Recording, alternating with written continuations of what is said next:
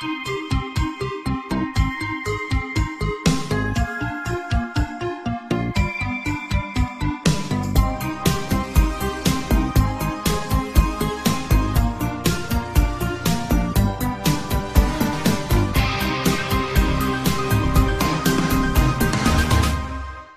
Cemetery Gate.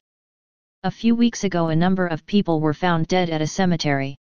There was a rumor of a number of collector's items that were buried with a priest that had passed earlier this year.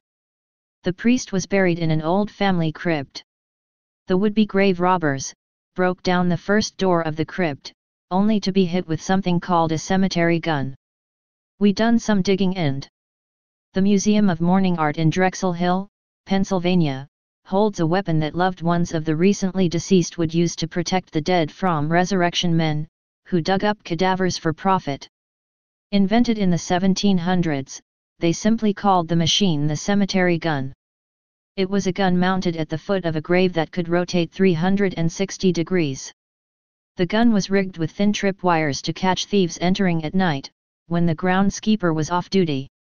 If a thief triggered it in the dark, the gun would swing in their direction and fire. After a while, the resurrection men figured out a plan to avoid getting shot.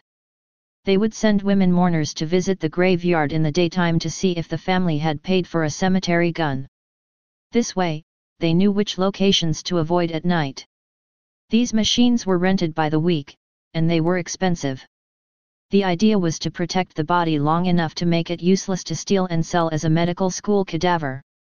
In the end, only the rich could afford to rent a cemetery gun, which meant that the bodies of lower-class citizens were easier targets. This took out 2 of the grave robbers. Knowing that they had found the crypt, they were looking for 3 of the other 4 were hit by another trap called coffin torpedoes. In 1878, coffin torpedoes were patented by Philip K. Clover. In his patent, he describes the invention as a means which shall successfully prevent the unauthorized resurrection of dead bodies. His torpedo was attached to the coffin and would be discharged as soon as anyone tried to rob a grave. He goes on to explain that this invention is fully intended to kill or seriously injure any grave robber who tries to steal a dead body. According to the Stark County Democrat, in Canton, Ohio, in 1881, a group of 3 body snatchers were trying to steal a body in the middle of January. Normally, 2 men would dig up the body and put it on their sled, while the third acted as a lookout. However, when the 2 diggers pushed their pickaxes and shovels into the earth, the coffin torpedo exploded.